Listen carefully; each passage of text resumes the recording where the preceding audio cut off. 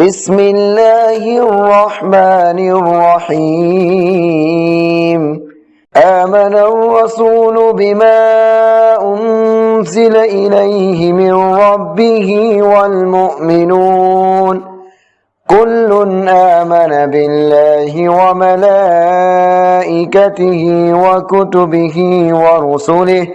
لا نفرق بين أحد من رسله وقالوا سمعنا وأطعنا غفرانك ربنا وإليك المصير لا يكلف الله نفسا إلا وسعها لها ما كسبت وعليها ما اكتسبت ربنا لا تؤاخذنا إن نسينا أو أخطأنا ربنا ولا تحمل علينا إصرا كما حملته على الذين من قبلنا